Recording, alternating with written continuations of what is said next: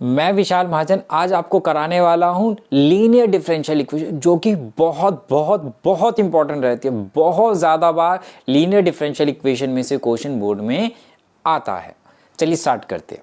Linear differential equation किस form में होती है, सबसे पहले देखते हैं उसकी definition. A differential equation of the form dy by d x first order plus p y equal to q. जैसे कि बात हो रही है लीनियर डिफरेंशियल इक्वेशन, दो तरीके की फॉर्म में होती है, एक होती है डी बाई डी एक्स, एक होती है d x by d y. अभी हम बात करें डी बाई डी एक्स की।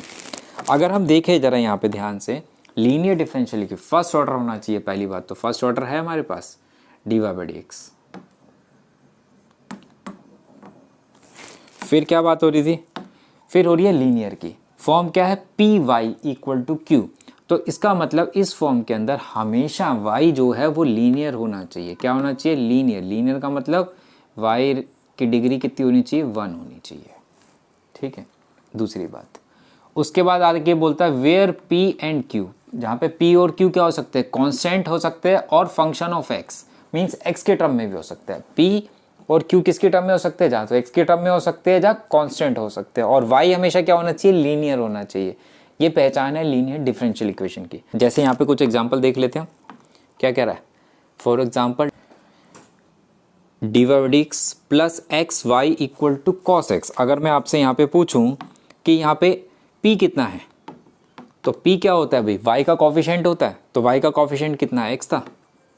q कितना है, q इक्वल टू में q कितना है भाई, कॉस एक्स है। चलो इसमें देखें d y d x first order, y linear, y का कॉफिशिएंट कितना है, p मतलब 1 प्लस एक्स स्क्वायर है, और q कितना है भाई।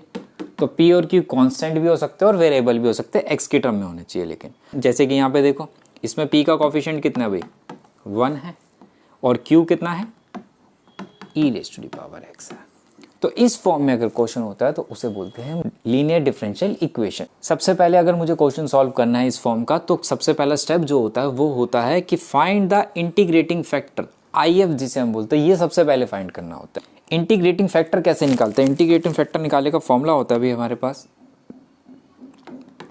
IF equal to E raise to the power P dx। क्या, E raise to the power P dx। ये किस तरीके से आता है, इसकी डेरिवेशन मैं किसी और दिन कराऊंगा, लेकिन आज हम सिर्फ क्वेश्चंस को सॉल्व कर रहे हैं।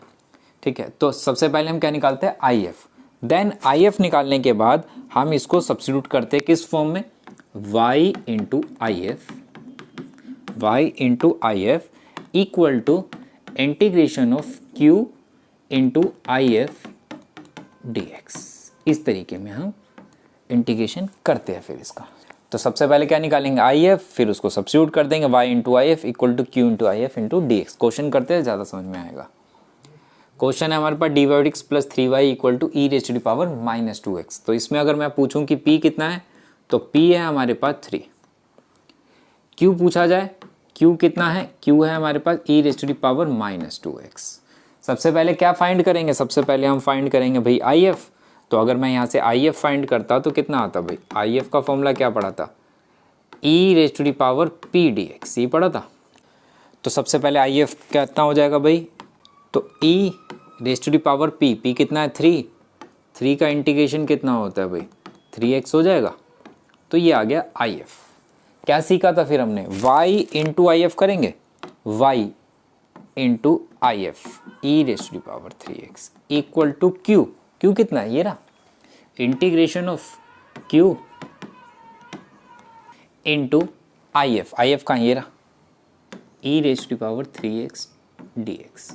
अगर बेस मल्टीप्लाई होते हैं तो पावर्स क्या होती है, ऐड होती है। इसकी पावर ऐड करेंगे तो कितना मिल जाएगा, e raise to the power x ही बचेगा भाई अपने पास dx। और e raise to the power x का इंटीग्रेशन कितना मिलता है भाई, e raise to the power x ही मिलता है प्लस c, और इक्वल टू कितना है, y e raise to the power 3x। अब अगर मैं इसको अपॉन में ले जाऊं तो यहाँ मुझे y ही रखना है सिर्फ, तो ये अपॉन में आएगा तो कितना देता भाई, इसको यहाँ लिख लें, ये हो जाता हमारे पास y इक्वल टू, अपॉन में जाएगा तो 3x हो जाएगा, x है, डिवाइड होगा तो पावर माइनस, तो इक्वल टू बच जाएगा e की पावर माइनस 2x। ये इसके अपॉन में भी जाएगा, अपॉन में आएगा तो इसको क्या लिख सकता हूँ भाई, plus c e raise to the power -3x। तो ये सॉल्व हो गया differential equation. x dy by d x plus 2y equal to x square log x. हमने फॉर्म पढ़ी है dy by d x plus p y, means d by d x के साथ कभी भी कोई भी कोफिशिएंट नहीं रखना आपको x की टर्म में y की टर्म में। तो x है यहाँ पे, तो सबसे पहले क्या करूँगा मैं यहाँ पे x से कर दूंगा बोथ साइड डिवाइड। तो ये मुझे देता dy by d x plus 2/x y। अगर x को अपॉन में लेके जाऊंगा तो ये बच जाएगा x log x बचेगा भाई। तो अब क्या निकालेंगे भाई, सबसे पहले हम निकालेंगे यहाँ पे if कितना होगा, p कितना ये रहा। तो if अगर हम निकालते हैं यहाँ पे तो if इक्वल टू कितना आता भाई, e raise to the power 2/x का इंटीग्रेशन। और 2/x का इंटीग्रेशन करोगे तो भैया जी कितना आ जाएगा, e raise to the power 2 log x आएगा, ये मिलेगा।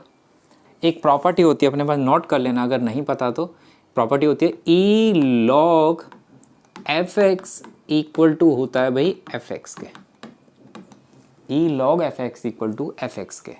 अब यहाँ पे e log fx तो बन रहा है, लेकिन यहाँ 2 है, ये मत लिखने कि 2x बन जाएगा, नहीं, क्योंकि हमने प्रॉपर्टी पढ़ रखी है log की। n log m किसके इक्वल होता है भाई, n log m equal to होता है log m raise to the power n के होता है।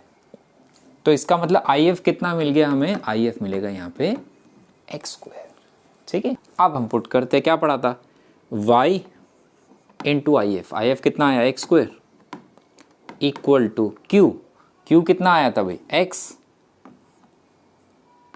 log x dx into if करेंगे, इसमें x स्क्वायर मल्टीप्लाई करूँगा तो कितना हो जाएगा, x क्यूब हो जाएगा।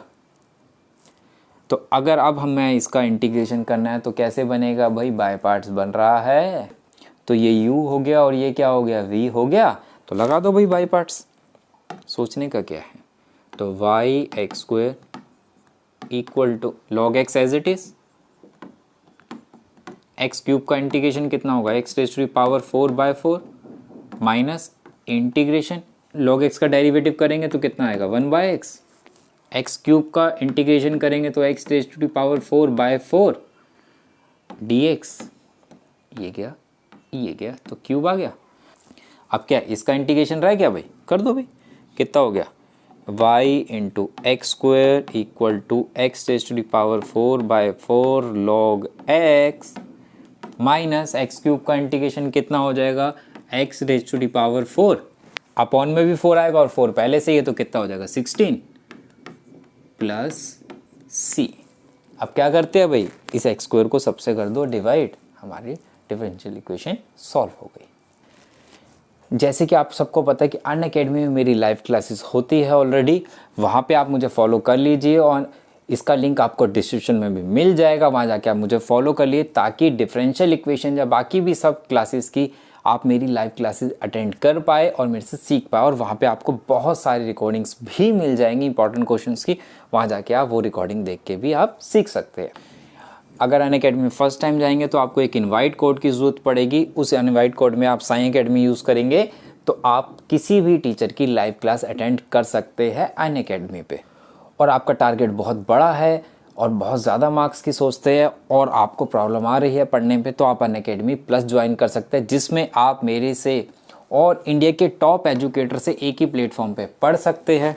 चाहे आपके पास फिजिक्स है, केमिस्ट्री है, मैथ्स है, इकोनॉमिक्स है, बीएसटी है, आप किसी भी स्ट्रीम में हैं, किसी भी सब्जेक्ट में हैं, यहाँ पे आपको इंडिया के टॉप एजुकेटर्स मिल जाते हैं, आपको इधर उधर जाने की कोई प्रॉब्लम नहीं रहती। साथ के साथ अनअकैडमी पे आपको अनलिमिटेड एक्सेस मिलता है ऑल कोर्सेज़ के लिए, आपके रेगुलर डाउट क्लियरिंग सेशंस होते हैं, आप लाइव क्लास के अंदर टीचर से अपने डाउट सॉल्व करा सकते हैं किसी भी सब्जेक्ट के। आपको स्टडी मटेरियल प्रोवाइड किया जाता है, आपके लिए लाइव क्विज़ेस रखी जाती है। आस्क के डाउट फीचर बहुत ही अच्छा फीचर है, आपको किसी भी क्वेश्चन में डाउट है आप फ़ोटो क्लिक करके भेजिए, वहाँ पे एक टीचर की जो रिकॉर्डिंग मिलेगी, आपको वीडियो आएगी, वो एक टीचर आपको उस क्वेश्चन को समझाता हुआ मिलेगा, ना कि कोई रिटर्न में मिलेगा। साथ का डेली एमसीक्यू टेस्ट सीरीज होती है, सब्जेक्टिव टेस्ट सीरीज होती है, आपके पेपर्स जो होते हैं आप उसको अपलोड कीजिए, वहाँ से आपको चेक करके मिलते हैं, जैसे बोर्ड में मिलते हैं कि आप कहाँ कौन से क्वेश्चन में गलती कर रहे हैं, जिससे आपके एग्जाम में मार्क्स ना कटे।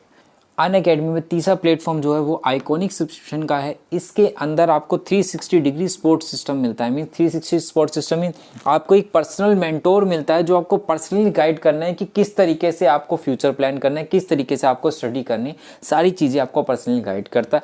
साथ के साथ आपको लाइव डाउट क्लासेस होती है, लाइव डाउट सेशंस तो वैसे भी होते हैं, आपके लिए लाइव डाउट क्लासेस भी रखी जाती है, अरेंज करी जाती है। अगर आपको कोई डाउट है, वीकली रिपोर्ट कार्ड मिलता है, आपको पेरेंट कनेक्टिविटी मिलती है कि पेरेंट्स पर्सनल मेंटोर से बात कर सकते हैं, पर्सनल मेंटोर आपके फ्यूचर के रिगार्डिंग पेरेंट्स से बात कर सकते हैं। साथ के साथ आपको स्टडी प्लानर मिलता है और ऑल बेनिफिट ऑफ प्लस तो मिलते ही मिलते हैं।